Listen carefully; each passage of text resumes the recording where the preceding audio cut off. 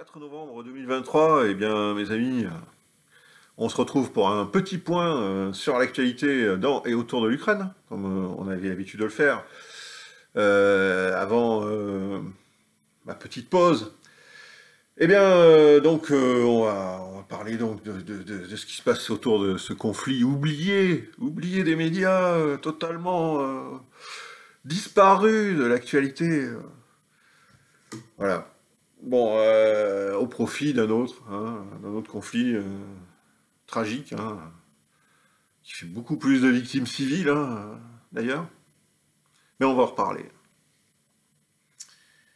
Conflit oublié donc, mais oublié pas pour tout le monde, pas pour le complexe militaro-industriel, puisque bien, on apprend que 425 millions de dollars d'armes américaines s'apprêtent à être livrées à l'Ukraine. Eh oui, 425 millions de dollars d'armes supplémentaires qui ne serviront, qui ne changeront rien, du moins, à l'issue du conflit, mais le feront peut-être durer un peu plus longtemps. Voilà. Alors, il y a aussi le Congrès américain qui vient qui vient de demander plus d'attaques MS, les fameux missiles à longue portée américains, pour les forces armées ukrainiennes. Bon, plus d'attaques MS. Bon, voilà. Cela permettra probablement au régime de Kiev de bombarder des populations civiles, puisque bon, les attaques MS pour cibler la Crimée, on a vu récemment qu'ils n'ont pas été d'une grande efficacité, vu qu'ils ont été interceptés systématiquement par la défense antiaérienne russe sur la Crimée, sur Sébastopol, sur le pont de Kerch, etc. Bon, les tentatives d'un envoi de ces missiles américains à longue portée ont fait long feu, et bon, je pense que du coup, ils seront utilisés à meilleur escient, parce que ça coûte quand même assez cher. Euh, Plusieurs millions chaque fois, à chaque salve de tir. Bien. Alors l'Allemagne va envoyer 25 vieux léopards usagés, voilà, bon, pour essayer de combler le déficit sur Avdiivka, Avdiivka où la situation est assez tragique pour Kiev. On voit que actuellement la Russie est en train, enfin les forces russes sont en train de terminer l'encerclement opératif d'Avdiivka, cette ville donc en bordure de Donetsk, qui a été transformée par les Ukrainiens depuis 8 ans en une forteresse inexpugnable, et qui permettait aux Ukrainiens de bombarder régulièrement, pour pas dire quotidiennement, les civils de Donetsk, tout proche. Donc, bon, la situation est carrément dramatique, voilà, et donc envoyer plus d'armes là-dedans, ça ne fera que aggraver les choses et rendre en fait les prises de guerre russes encore plus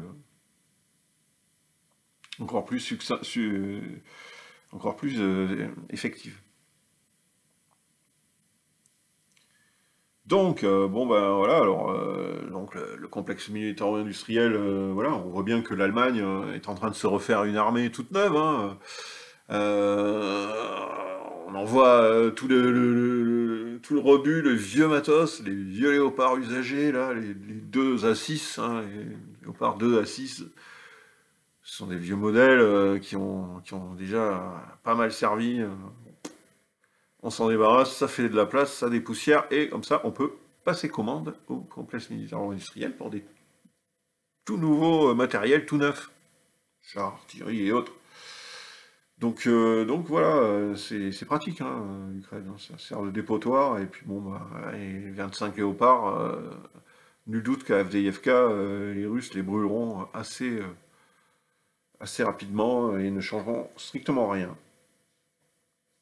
Alors bah, en Ukraine, on a en ce moment une bataille qui se déroule autour des futures élections, où Zelensky veut se représenter, mais Zelensky dit lui-même qu'il est le seul à croire encore à la victoire. En gros, c'est un peu ce qu'il a dit, enfin du moins, que personne ne croyait plus à la victoire que lui en Ukraine. En fait, je crois qu'il n'y a plus personne qui croit à la victoire à part lui, en fait. C'est ça la réalité.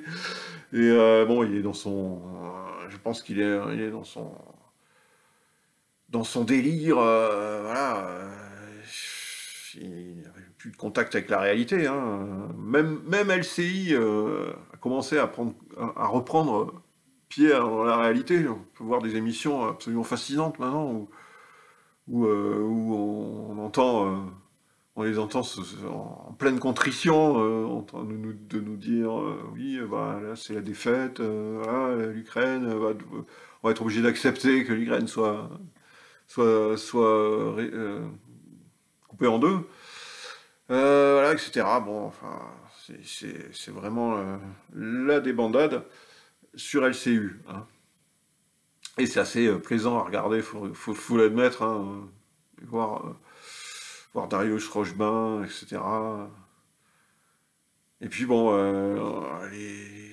la folle de service actuellement, c'est Masha Merrill. On a pu voir l'actrice Masha Merrill, d'origine russe, hein, extrêmement russophobe, et extrêmement pro-Zelensky, pro-Biden, et ouais, venir chanter les louanges de l'Occident supérieur, voilà, on entend un discours de sa part vraiment digne du suprémacisme occidental le plus débridé. C'est absolument fascinant. Si vous n'avez pas vu ça, je vous avais raté quelque chose. Bon, refermons la parenthèse. Et donc, voilà, on a ces élections qui approchent en Ukraine et on a plus ou moins trois candidats qui se dessinent. Donc Zelensky, donc, qui croit encore donc, à sa victoire. Zalouzny, qui est très critique, alors le chef d'état-major des armées, dont on attend toujours de le voir un peu dans une vidéo, mais bon, il donne des interviews par écrit. Vraiment, il veut pas trop se montrer, mais bon, il donne des interviews. Donc bon, alors il nous dit, lui, il serait aussi pressenti comme candidat d'opposition à Zelensky. Bon, Zalouzny, lui, est très critique sur l'opération, la grande contre-offensive de printemps-été-automne qui a foiré, hein, qui a 5 mois jour pour jour, hein, je crois, aujourd'hui. Je crois, oui, c'était le 4 juin, donc on est bien le 4 novembre. 5 mois de contre-offensive éclair, hein, qui ont avancé de 15 km à certains endroits, et reculé à d'autres d'ailleurs. Bon, là, sur LCU, ils sont vraiment obligés de reconnaître. Bon, alors Zalouzny, lui, il dit, bon, c'est foiré. Alors, il y a eu Giorgia Meloni, hein, la première ministre néo-F italienne, qui s'est fait piéger par les célèbres farceurs Vovan et Lexus, hein, les célèbres farceurs russes, hein, donc, qui l'ont piégé et se sont fait passer pour un acteur russe d'une ONG ukrainienne, et voilà, je sais même plus exactement pour qui ils se sont fait passer, enfin en tout cas ils lui ont fait parler, ils lui ont fait parler, quoi. Ils croyaient être en privé, ils l'ont enregistré, et elle a bien reconnu que bon, bah, à Bruxelles, il y avait une certaine lassitude de l'Ukraine, et que bon, on savait que c'était déjà perdu, donc bon, on envoie des armes, des milliards dans un truc perdu, dont on sait qu'il est perdu. Dont vraiment on a pris. Bon, voilà, les Français et les Européens sont contents de payer apparemment pour cet AB à fond perdu, pour une cause perdue. Enfin, bon, c'est magnifique. Donc oui, voilà, alors Zalouzny, donc très critique, et puis il y a Arestovitch. Alors Arestovitch, il semble, mais bon, Zalouzny veut continuer quand même à faire la guerre, mais avec des stratégies différentes de celles de Zelensky, qui critique assez ouvertement maintenant. Et donc il y a aussi Arestovitch. Alors Arestovitch, ancien conseiller de Zelensky, hein, qui s'est retiré qui a été plutôt exfiltré de ce conseil, mais qui a l'oreille, hein, quand même de pas mal de milieux en Occident, hein, dans l'Occident collectif.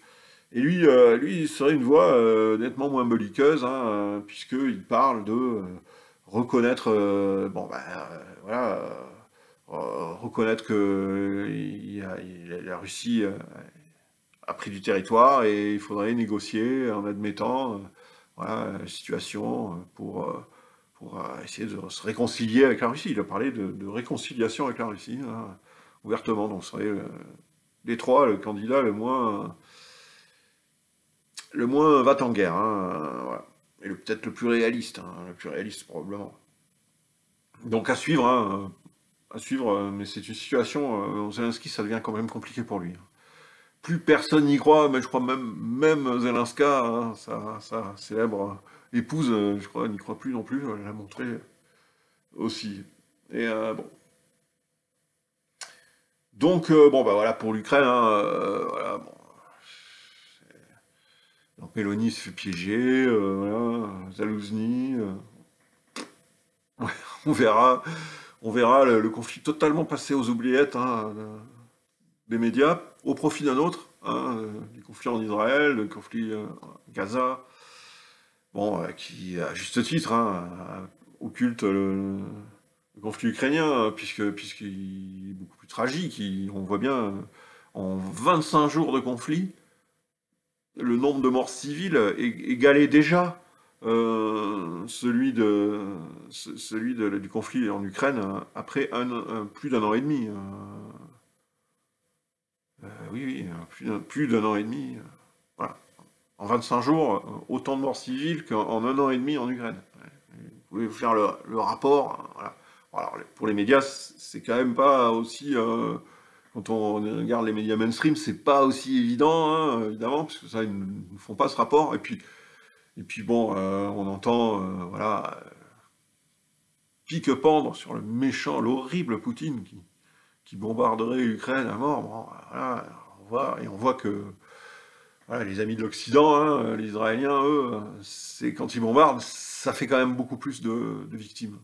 Alors bon, évidemment, hein, l'histoire du Hamas, hein, le Hamas, hein, ce sont des terroristes, hein, il n'y a pas de doute là-dessus. Et cette action du 7 octobre est une opération terroriste de grande ampleur, hein, d'une ampleur même quasiment inégalée, à part le 11 septembre peut-être, hein, voilà, dans l'histoire. Et bon, rempli d'atrocités, le Hamas est une organisation qui est néfaste, hein, pour le peuple palestinien, il n'y a pas de doute là-dessus.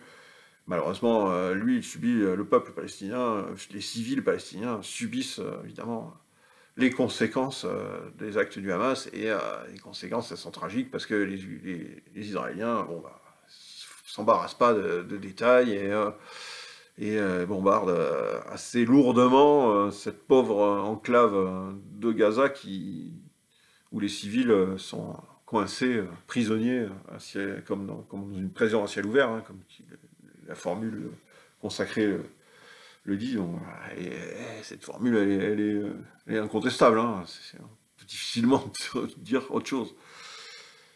Mais bon, pour l'instant, au niveau des États-Unis, hein, le principal et quasiment le seul même soutien vraiment inconditionnel d'Israël, ben, en coulisses, on n'est pas tellement content de la façon dont Netanyahou gère l'histoire. Pas tellement. Hein. Et donc, en coulisses, ça rouspète, hein, après Netanyahou, et ça sent pas bon pour lui.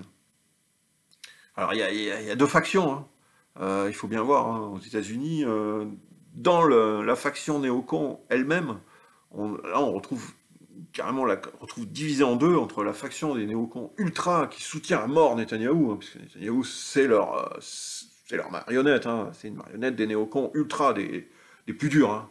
Évidemment, les néocons, on pourrait les qualifier d'extrême droite si on voulait employer des qualificatifs typiquement de la presse française. Mais voilà, c'est vraiment ça. Donc là, on a la partie qui soutient Mordicus et Netanyahou, mais on a une autre faction de ces mêmes néoconservateurs, donc de ce parti de la guerre, de ces bellicistes. On a une faction qui est quand même un peu plus lucide sur les conséquences politiques de ce qui se passe actuellement, et qui freinent des cas de fer. Parce que les conséquences politiques, quelles sont-elles? Aux États-Unis, elles sont très importantes.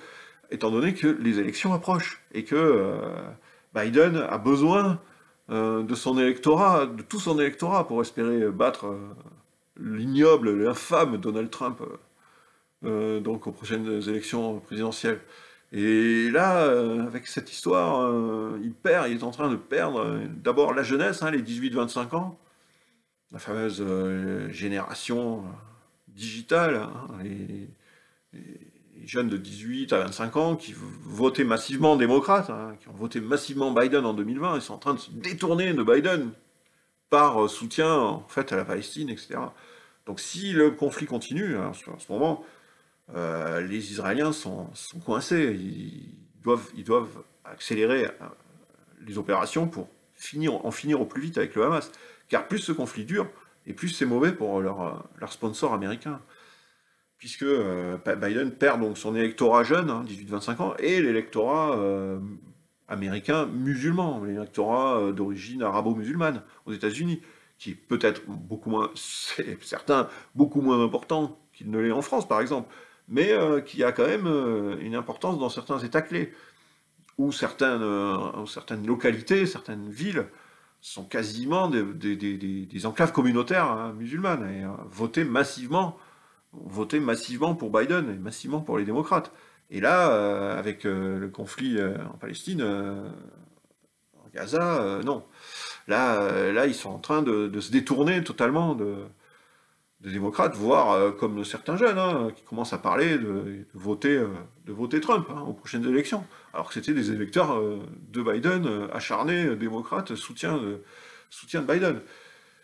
Donc là, les Américains commencent à être tendus, les démocrates en tout cas, et la faction la plus américaine, disons, la moins mondialiste, hein, c'est les ultra-mondialistes des néocons, eux, ils vont soutenir à fond Netanyahou, et les yeux fermés, et sans aucune réserve.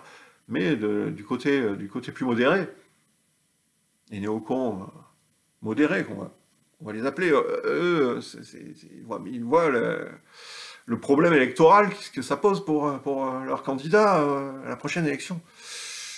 Et ça c'est pas bon. Donc ils se laissent, on entend dire dans le landerneau politique américain que du côté Biden, on appuie sur le fait que Netanyahou a intérêt à se dépêcher d'en finir avec cette histoire, parce que ce n'est qu'une histoire de semaines. Vu que les élections approchent, c'est même pas en mois. Il faudrait que ça se termine en quelques semaines.